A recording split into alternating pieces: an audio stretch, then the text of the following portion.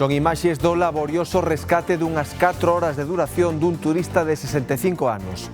Caeu dende 7 metros de altura na fervenza de Auga Caída, no concello lugués de Pantón, e quedou ferido de gravidade. O traballo foi moi perigoso pola localización e porque se fixo de noite. Unha persona que estaba tirada no chan cun forte golpe na cabeza. Estaban ali, estaba a Garda Civil ali, e chegamos bombeiros e personal sanitario e procedemos a evacuala nunha camiña de rescate ata o río Miño. Ali no río Miño chamamos a unha embarcación privada, Turismo de Pantón, que foi a que nos axudou a levar a persoa ata un sitio onde chegara a ambulancia a pé de río. Boas tardes. Venres 24 de outubro, en Vidos o Galicia Noticias, suplantan a identidade en redes da alcaldesa de San Cibrao das Viñas en Ourense e intentan estafar os seus veciños. Esta práctica é cada vez máis habitual, sobre todo coas novas ferramentas de inteligencia artificial. Neste caso suplantaron o perfil da alcaldesa por outro, en que mesmo crearon un vídeo dela falso, animando os veciños a unirse a plataformas de investimento igualmente falsas. Tú fixeches unha conta nova e estás poñendo isto das criptomonedas. Eu digo, pero que me estás contando? De que me falas? E bueno, xa foi cando me fixeron os pantallazos das notificacións que lle chegaban e puiden ver que sí, que era verdade. Nun primeiro momento dixen, eu non fixen nada deso. Non, pero hai un perfil como o teu, ca mesma foto, coa túa descripción, coas túas publicacións dos últimos días, que está intentando facer isto. Lembrarán o incendio desa vivenda de Cambados que deixou descuberto unha granada da Guerra Civil. A noticia contábámola aquí no Galicia Noticias esta mesma semana. Pois ben, este tipo de proxectis representan un gran perigo. Sempre deben ser manipulados e desactivados por especialistas en explosivos. Hoxe falamos con eles para descubrir como levan a cabo este tipo de traballos de alto risco, algo que fan, atención, unhas 45 veces ao ano. Vemos que todos sus elementos para que se produzca una explosión están en vivo, están activos, se puede producir la explosión y procedemos de forma segura a retirarlo y una vez retirado ya en nuestro vehículo lo que hacemos es llevarlo a un sitio para proceder a su destrucción de forma segura. Na Coruña está ingresada na UCI con pronóstico grave a muller que foi atropelada hai unha semana por un bus urbano, un accidente que tivo lugar nun paso de peóns na rúa Pórtico de San Andrés. O bus atropelou a muller golpeándoa na cabeza e rompéndolle unha perna. Algúns viandantes e condutores aseguran que se trata dun punto perigoso e reclaman que se mellore a seguridade viaria nesa zona. É unha zona moi estreita e agora co aparcamento dos furgóns, etcétera, pois non é doado cruzar. Seguramente non este señalizada como debiera, está mal pintada. Tendría que estar máis arriba para cruzar la calle, pienso yo.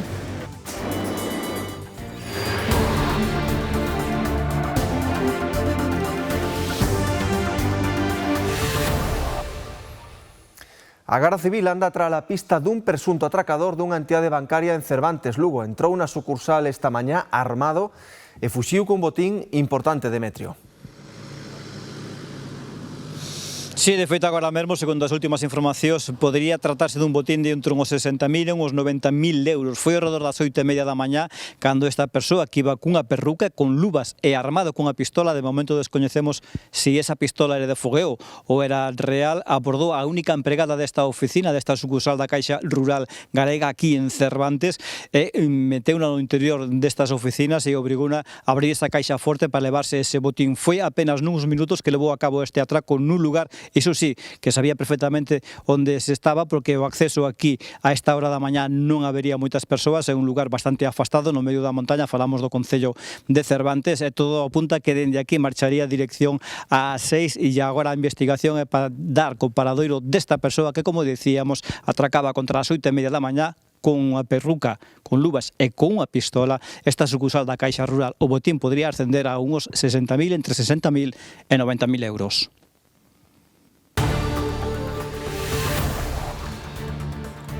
Alguén está a sabotar os depósitos de auga da Gouxa en Dozón e faino coincidindo coa xornada de feira. A última vez verteu 30.000 litros de auga afectando a feirantes e hostaleiros.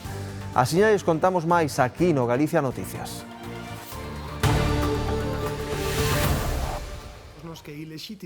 As forzas da orde continúan tras a pista deste home, Martiño Ramos Soto, profesor de música condenado por violar unha alumna de 12 anos. Dende mediados de setembro está en paradoiro descoñecido. Foi condenado a 13 anos de prisión, lembren, pero nunca entrou en cadea. Os investigadores pensan que puido marchar de Ourense coa intención de non regresar. A suplantación de identidades a través de inteligencia artificial e mediante a creación de perfis falsos é unha tendencia en auxe moi perigosa por parte dos ciberdelincuentes. En moitos casos elixen persoas coñecidas para poder chegar a máis vítimas. Desta volta tocoulle a unha alcaldesa galega, a de San Cibrao das Viñas, en Ourense. Suplantaron a súa conta de Instagram que utilizaba para informar os seus veciños e veciñas para pedirlles, no seu lugar, que se unisen a varias plataformas de investimento. Os ciberdelincuentes aproveitaron a conta pública de Instagram da alcaldesa de San Cibrao das Viñas en Ourense para coarse na súa intimidade, pero sobre todo para suplantar a súa identidade e chegar así aos seus 3.000 seguidores. Tú fixeches unha conta nova e estás poñendo isto das criptomonedas. Eu digo, pero que me estás contando? De que me falas? E bueno, xa foi cando me fixeron os pantallazos das notificacións que lle chegaban. Nese novo pero falso perfil de Marta, os ciberdelincuentes colgan unha mensaxe de texto na que a propia alcaldesa anima os seus seguidores a unirse a falsas plataformas de investimento. Que é un grupo de persoas que está traballando con criptomonedas e ETFs, fondos de inversión e demais, e que si queres unirte a ese grupo. Dos 3.000 seguidores, 26 aceptaron a súa solicitude de amizade, pero varios deles comezaron a sospeitar e alertaron a propia alcaldesa, que rapidamente denunciou os feitos. Facía conversacións largas, o sea, contestaba, non? E insistía que, por favor, pois respostases. Podeche traer algún problema porque se hai algún seguidor que acepta e que porque despois virían os enlaces, seguramente, a únete a este enlace. Ese perfil foi denunciado e a propia plataforma quitouno. Ninguén aceptou unirse a esas plataformas, pero por desgraza a usurpación de identidades é bastante habitual, sobre todo en personaxes públicos. Es fácil para la gente que sabe y es mucho más fácil si es un personaje público porque tiene mucho más material para poder suplantar. Pois unha alcaldesa ou un personaxe público, un actor ou un empresario importante que bueno, pois podese dar certa credibilidade. Tanto as forzas de seguridade como os expertos en ciberseguridade alertan deste tipo de estafas e piden moita precaución. Se non tes coche, non accedas a un enlace dunha multa. Se non tes unha conta en X banco, non accedas a esa mensaxe. Actualizar os nosos dispositivos, mudar os contrasinais de maneira constante ou alertar as forzas de seguridade en caso de dúbidas. Tamén, dende o Goberno, poñen a disposición dos usuarios páxinas de axuda e teléfonos de contacto se queremos ser vítimas dos ciberestafadores. A Policía Nacional detivo unha coidadora de persoas dependentes por roubo de xoias en Pontevedra. A muller aproveitaba supostamente o seu acceso ás vivendas para subtraer pezas de ouro que vendía en tendas de compra-venda da mesma cidade. O valor das xoias roubadas supera os 10.000 euros. O arresto produciuse tras unha investigación iniciada cando unha das súas 4 vítimas denunciou a desaparición. Prenderon un delincuente en Redondela o que colleron con 2 coches roubados. Foi quen de fuxir nun primeiro momento, pero a policía cazouno horas despois. Podería tratarse do delincuente perigoso que protagonizara esta persecución polas rúas de Pollo da que lles informamos hai unhas semanas no Galicia Noticias. Nova de última hora, na Mariña, un veciño de Foz está ferido grave tras recibir varias coiteladas. Ocorreu esta madrugada. A presunta agresora e a súa exparella que foi detida. Investigan se trata dun caso de violencia de xénero, xa que o home tiña un orde de afastamento da muller. Foi trasladado nun primeiro momento ao hospital de Burela, pero debido á gravidade das súas feridas foi derivado ao ULA. A zona do suceso foi acordonada pola Garda Civil. Un turista de 65 anos, víano en titulares, resultou ferido de gravidade ao precipitarse dende unha altura de 7 metros na fervenza de auga caída en Pantón. Debido á dificultade do terreo, as tarefas de rescate da vítima do accidente prolongáronse durante 4 horas. Un turista madrileño de 65 anos resultou ferido de gravidade cando estaba a visitar a fervenza da Auga Caída, en Pantón. Segundo as testemunhas, ao dar uns pasos fora da varanda no Miradoiro, o home caeu dende unha altura de 7 metros e sufriu un traumatismo na cabeza. Daquela acudiron a todo lugar os bombeiros de Monforte, unha ambulancia do 061 e axentes do Seprona, que precisaron a axuda dunha lancha dunha empresa turística para extraer a vítima polo miño. Encontráronse cunha persona que estaba tirada no chan cun forte golpe na cabeza. Estaban ali, estaba a Garda Civil ali, chegamos bombeiros e personal sanitario e procedemos a evacuala nunha camiña de rescate ata o río Miño. Ali no río Miño chamamos a unha embarcación privada, Turismo de Pantón, que foi a que nos axudou a levar a persoa ata un sitio donde chegar a ambulancia a pé de río. Lo más fácil para sacar y realizar la extracción es el río. Entonces procedimos a embarcar la camilla en la embarcación y trasladar a un punto ya de desembarque donde la ambulancia tiene acceso, que en este caso es en Mallorca. A falta de luz e as dificultades do terreo complicaron os labores de rescate. De feito, o dispositivo prolongouse durante 4 horas, xa que chegar ao lugar do accidente supón percorrer a pé unha distancia duns 3 kilómetros. Os bombeiros deixaron o camión arriba na parte de arriba da fervenza do camiño de senderismo e tiveron que baixar abaixo cos equipos uns 20-25 minutos. Despois, cando evacuaron a persoa, dos bombeiros foron na embarcación. Ya era de noche, con el consiguiente dificultad y peligro que conlleva navegar de noche. De hecho, está prohibido, pero bueno, pues la circunstancia obligaba y debido a la gravedad de los hechos, pues sacarlo por el río para evitar perder más tiempo, lógicamente. A vítima do accidente tivo que ser trasladada ao ULA, onde permanece ingresada na unidade de cuidados intensivos.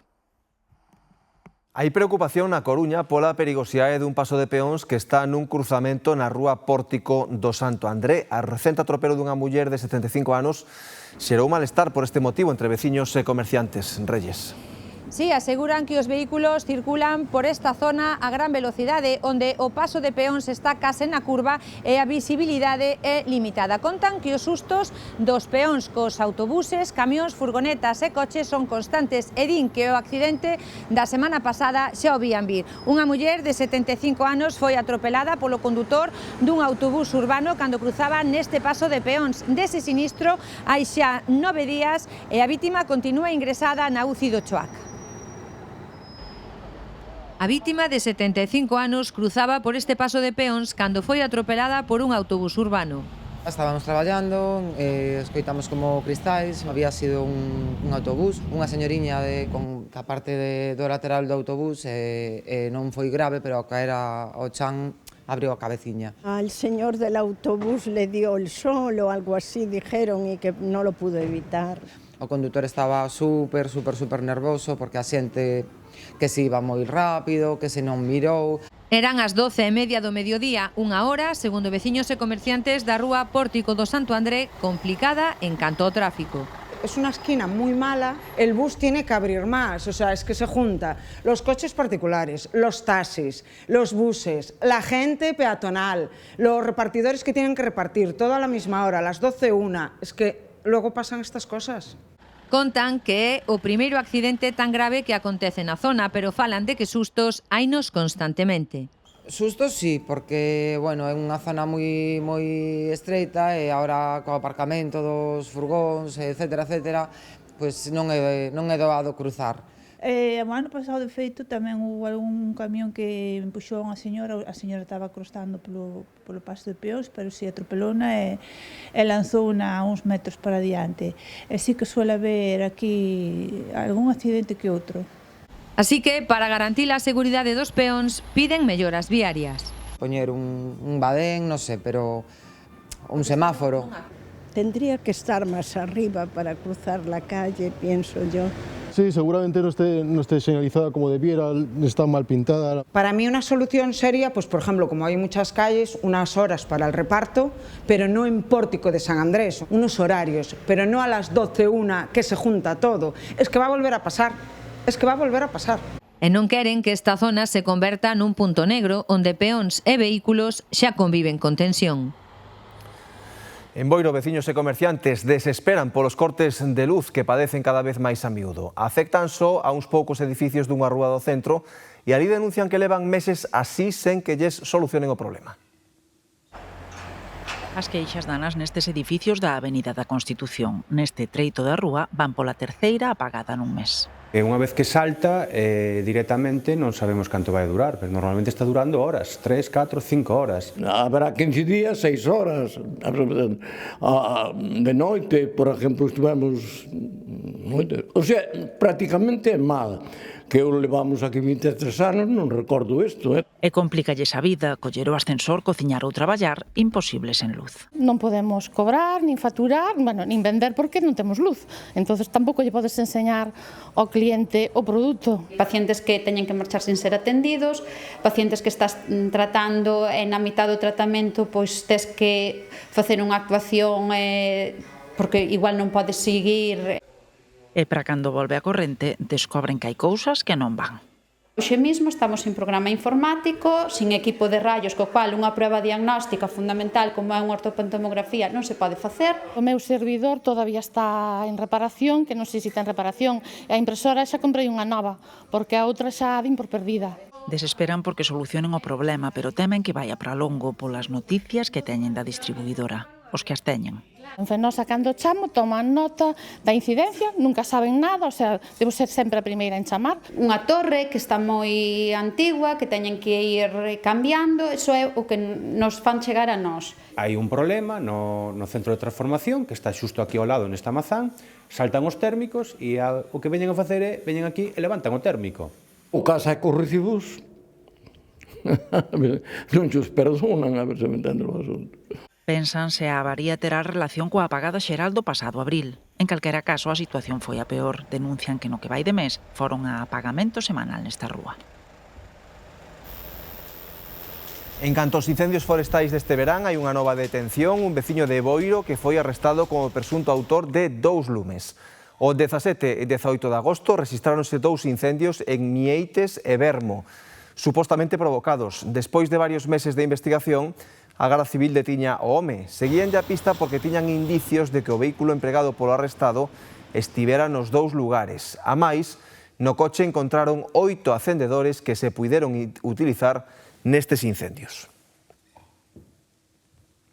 Imos agora con outro lume, neste caso urbano, o incendio dunha carpintería de Muros que deixa danos valorados en aproximadamente 200.000 euros. Ocorreu a tardiña de onte, por fortuna non había ninguén na nave no momento do lume, e extinguiuse con moita rapidez.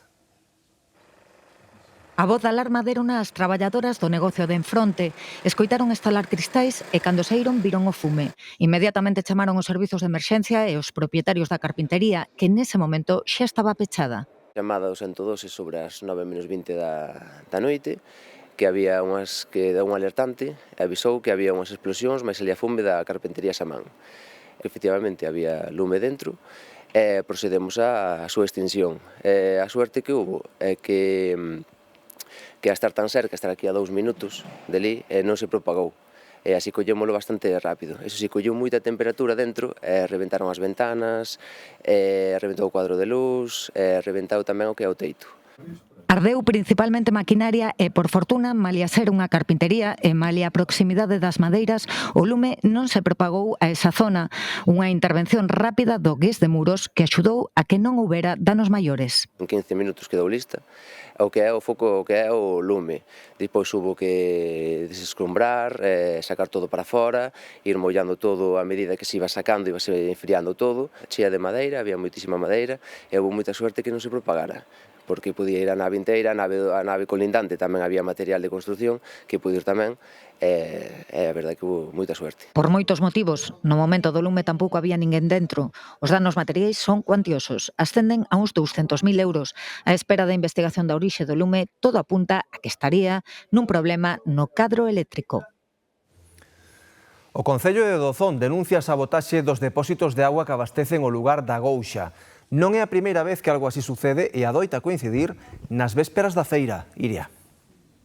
Si semella que alguén quere deixar sin auga os feirantes da Gouxa, porque estes ataques se producen sempre nos días anteriores a este evento gastronómico que se celebra os días 11 e 23 de cada mes.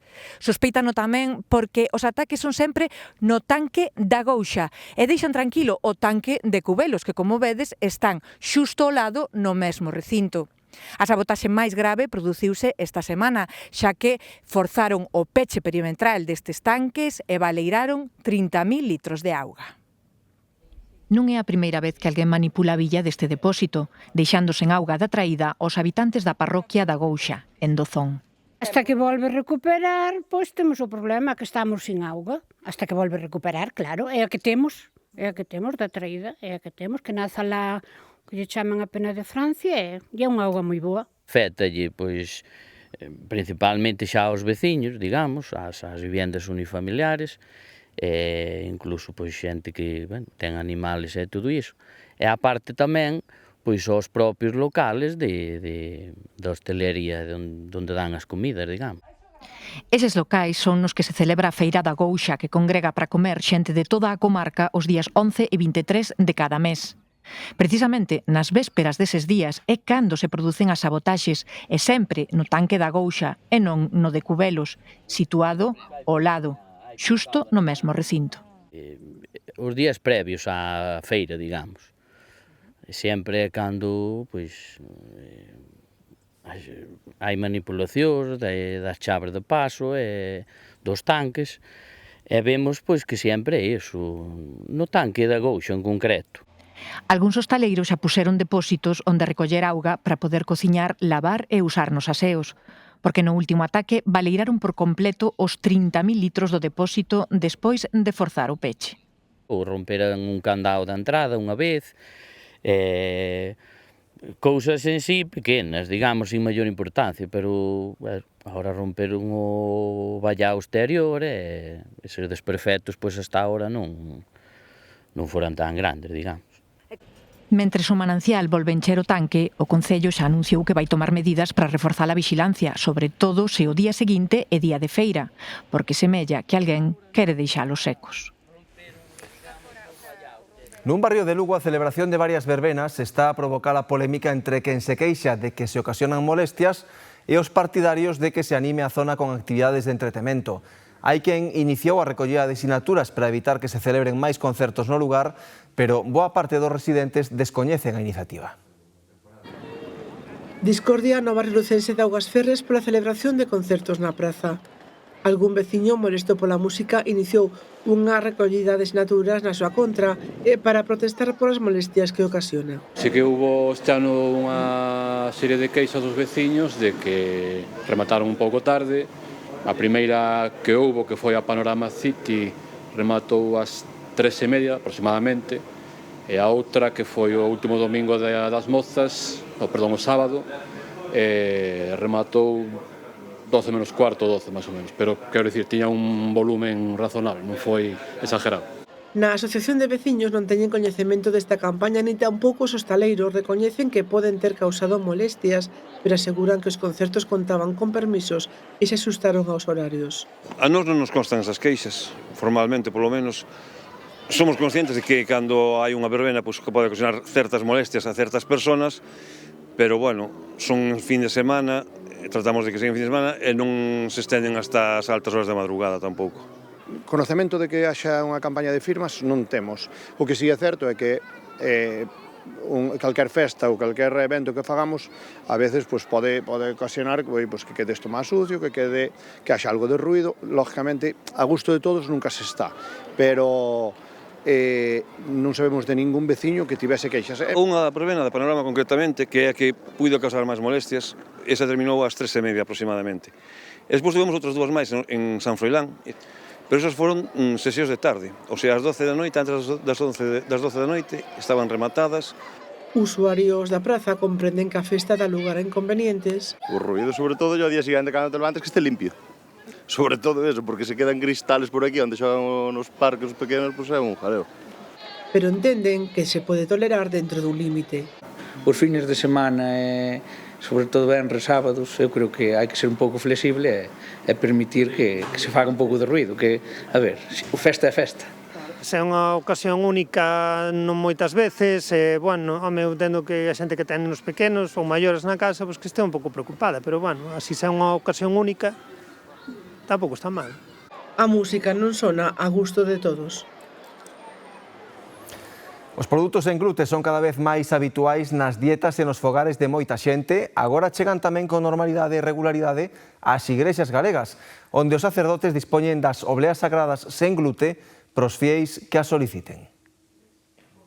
É unha necesidade, tens que ofrecer tamén este servicio porque así as persoas que sufren tamén estas intolerancias pois poden vivir as celebracións completas como calquera outra persona que non ten intolerancias ao gluten, non? Poden alimentarse ca palabra de Deus, pero tamén se poden alimentar co corpo de Cristo, non? Conscientes da realidade das persoas celíacas ou con sensibilidade ao glute, as igrexas veñen incorporando dende hai un tempo na liturxia relixiosa as obleas sen glute para os fregueses. A súa implantación no Barbanza é ampla en templos como este de Boiro algo máis recente. Parroquias como pode ser Ribeira, pode ser tamén en Porto do Son, Noia. Na comarca si hai varias parroquias, sobre todo as principales, as grandes, digamos, as cabezas de zona, que é onde máis frecuencia pode haber de xente, pois é onde se presta tamén esta posibilidad. Os prezos son moi superiores aos das obleas tradicionais, pero neste caso asúmenos sen pestanexar. En xeral, a realidade das persoas que deben seguir unha dieta sen glute é moito máis complicada a nivel económico. Afrontan un sobrecusto anual estimado de 1.000 euros en alimentación específica. Son produtos os sen glute de media un 153% máis caros que os convencionais. Mucho. A ver, yo la puedo absorber ese sobrecoste, pero es mucho para una familia media, sube mucho el gasto de la compra. Y bueno, no sé, los pasteles y todo, es que es todo carísimo. Un pan de trigo normal que pode costar 2 euros, de trigo sarraceno ou alforfón ou trigo mouro, que é como se chama en Galicia o trigo sarraceno, e é sin gluten, ronda os 4,60. Entón, é unha diferencia moi grande. En España, aproximadamente un 1% da poboación é celíaca, unha prevalencia que oscila moito entre o 1 de cada 71 en nenos e 1 de cada 357 en adultos.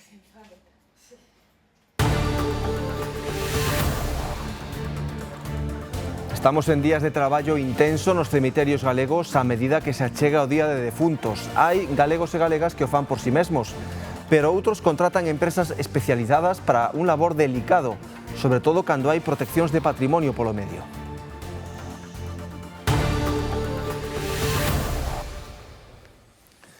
Reparen neste dato, os TEDx da Garda Civil de Pontevedra desactivan cada ano case 100 de granadas e proxectís da Guerra Civil, o último esta semana en Cambados. Son obxectos antigos, pero os que o paso do tempo non lles pasou factura. O risco a veces é altísimo. Chaman de agresivos e non explosivos porque son perigosos case con mirar para eles. Lo que es el explosivo en sí, el agresivo, no pierde sus propiedades. Lo que pierde mucha estabilidad son los componentes que activan ese explosivo. Por eso hay que tener mucho cuidado. A un pequeño toque se puede activar. Nin un xogo, nin un elemento de decoración, nin tan sequera obxectos legais para guardar nun caixón ou colocar no salón. Se observa que la población tiene miedo, joder, ahora van a venir y me van a denunciar, ¿no? Los guardias, que no, simplemente se lo vamos a quitar de en medio. O que apareceu esta semana en Cambados era especialmente grande e potente, con case 4 kilos de dinamita dentro. Es un tipo de artefacto de grandes dimensiones, ¿no? De 120 milímetros de diámetro, con una carga interior de TNT, una gran peligrosidad. ¿Cómo se activa este artefacto? Pues cuando sale, cae de punta y ahí tiene una espoleta que lo que hace es activar un detonador que activa la carga. Y así detona el artefacto. Pues hubiese echado la casa abajo, hubiese destruido la totalidad de la casa. Pero de Cambados non é un caso excepcional. Só os TEDx de Pontevedra desactivan cada ano preto de 100 de artefactos dos tempos da guerra. Las granadas de mano, las de piña que llaman, ¿no? Esas son las que más aparecen. Suelen aparecer proyectiles de mortero como este, pero más de 40 milímetros, de 60 milímetros, incluso de 81 milímetros. Los de 120 no es normal.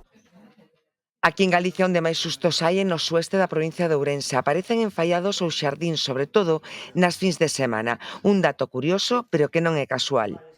Cuando se hereda una casa o compras una casa que vas a rehabilitar y tal, ¿cuándo se va a hacer limpieza en las casas? Los fines de semana.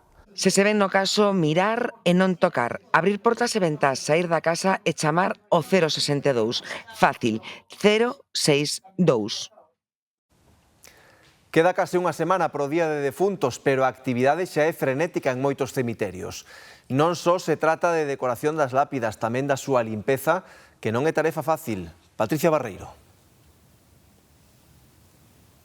Sí, son días de moito traballo aquí nos cemiterios, sobre todo nos cemiterios parroquiais, como este de Graíces na Peroxa.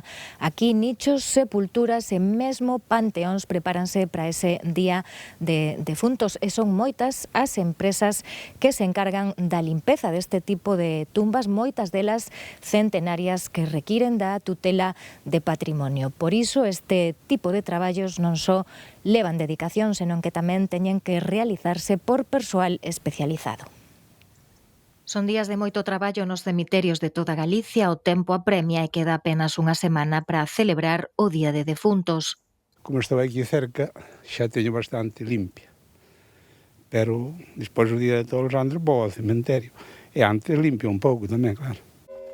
Pepe é desas persoas que se encargan elas mesmas dos traballos, pero moitas familias, sobre todo as que viven fora, encomendan esa limpeza e preparación das sepulturas a empresas especializadas. Cementerios está nun entorno protegido por patrimonio, cada pedra ten un produto específico que hai que limpar, non se pode utilizar auga a presión, non se pode utilizar cepillos agresivos, cada sepultura ten o seu proceso. As sepulturas que son de pedra antigua temos que darlle con un produto específico para perpiaño antiguo, temoslle que dar con cepillos a mau todo, rascar a pouquiños, tárdase unhas 2 horas en limpar cada sepultura.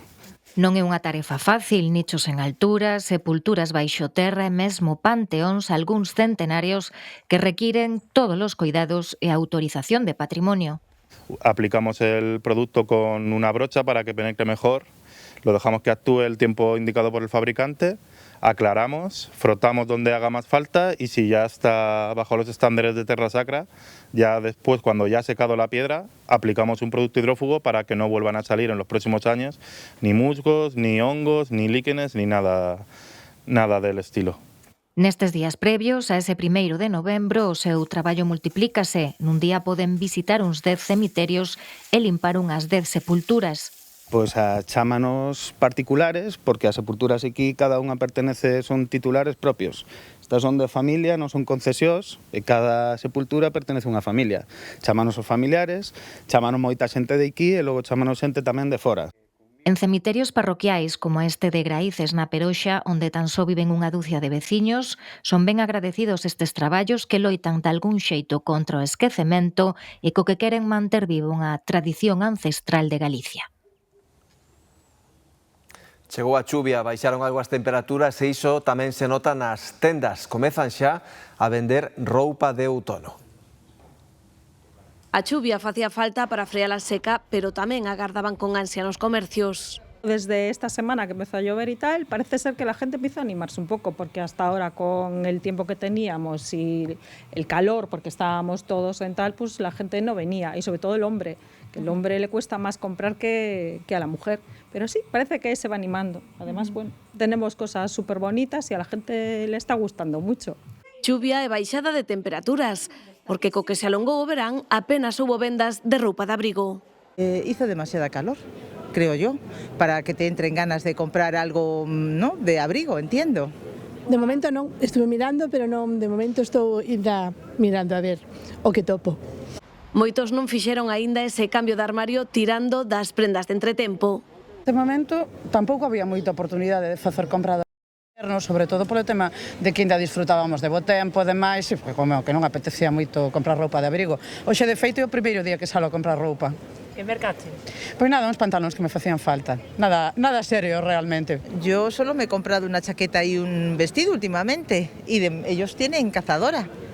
E aínda que non faga frío, se xa non se pode ir á praia, semella que comeza a reactivarse pouco a pouco o consumo na campaña de outono-inverno. Habrá que pensar en algo, en algún tipo de abrigo o anorak o no sé, o gabardina. Lo voy a comprar, de hecho estoy aquí paseando con ella para comprar. ¿Y qué precisas?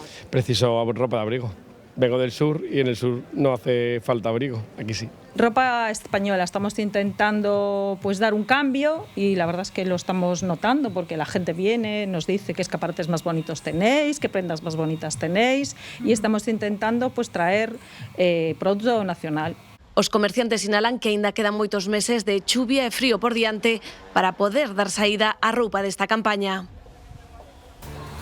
Rematamos xa este Galicia Noticias de venres. Quedan co telexornal e Antía Araújo. Graciñas e moi boa fin de semana.